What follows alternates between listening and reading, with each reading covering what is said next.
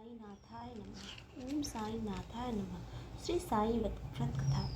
एक बड़े शहर में शंकर शर्मा नामक व्यक्ति अपनी पत्नी उमा के साथ रहता था। शंकर शर्मा का अच्छा खासा खिलौने बनाने का छोटा सा कारखाना था। उस कारखाने से उसे अच्छी खासी आमदनी हो जाती थी, जिससे उसकी गृहस्थी की गाड़ी मज़े से चल रही थी। हालांकि दोनों पति पत्नी में गहन प्रेम था, किंतु दोनों का स्वभाव एक दूसरे से विपरीत था। उमा जहाँ मृदुल स्वभाव की थी, वहीं शंकर चिड़चिड़े की और वह अक्खड़ मिजाज का व्यक्ति था। उसका चिड़चिड़ापन तब और भी ज़्यादा बढ़ गया जब उसके व्यवसाय में उसका प्रतिद्वंदी आ खड़ा हुआ। शंकर को घाटा होने लगा। एक दिन वह भी आया जब कारखाने में ताला डालना पड़ा। अब वह दिन रात घर में ही पड़ा रहता। कुछ काम धाम न होने पर, आमदनी न होने पर सारा क्रोध उमा पर उतारता रहता था। घर में हर समय अशांति का वातावरण बना रहता था। मगर उमा अत्यंत सहनशील व धार्मिक महिला थी।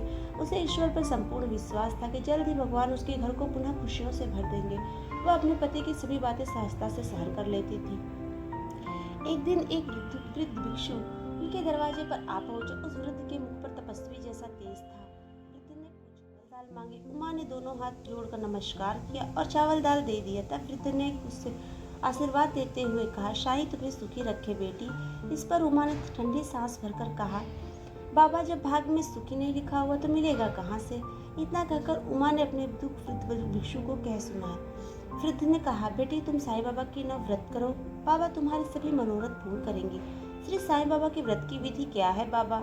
उमा ने कौतूहलता से पूछा।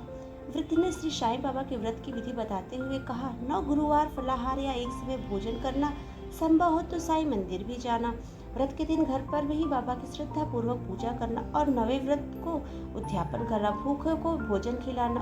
उद्यापन पूर्ण करने के लिए साईं व्रत की 5, 11, 21 और यथाशक्ति पुस्तकें भेंट में देना।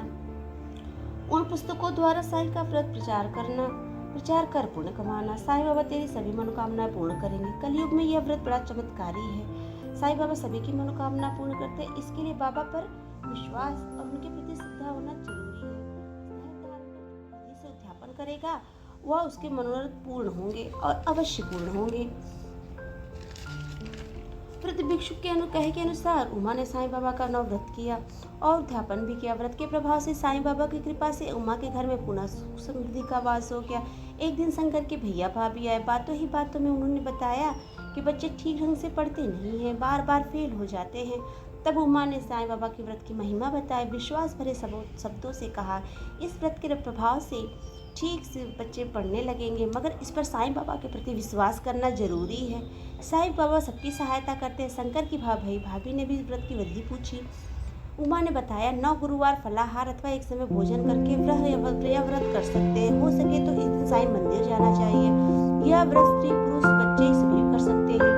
व्रत के दिन साईं बाबा की तस्वीर की पूजा करें, पुष्प चढ़ाएं, दीप जलाएं या अगरबत्ती जलाएं, कथा पढ़कर आरती करें, चालीसा पढ़ें, सच्चे मन से साईं का स्मरण करें।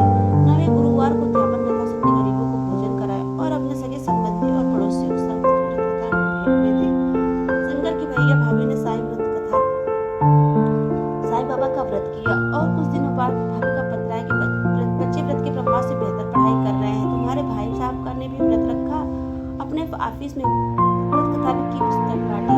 ऑफिस में एक सज्जन की बेटी का विवाह नहीं हो पा रहा था। उसने व्रत रखे तो बेटी का विवाह बड़े घराने में हो गया। हमारे पड़ोसी के आभूषण गुम हो गए, उन्होंने भी व्रत रखे। व्रत की महिमा के कारण खोए आभूषण मिल गए। पत्र पढ़कर उन्होंने मन ही मन साईं बाबा को नमस्कार किया। बोले, साईं बाबा आपकी महिमा अपरंपार है, आप सब कुछ जानने वाले हैं। हम अपने भक्तों की बातें हृदय में कष्ट को दूर करें। हम तेरी शरण में हम पर कृपा बरकरार रखें। बोलो साईनाथ महाराज की जय। ओम साईनाथ।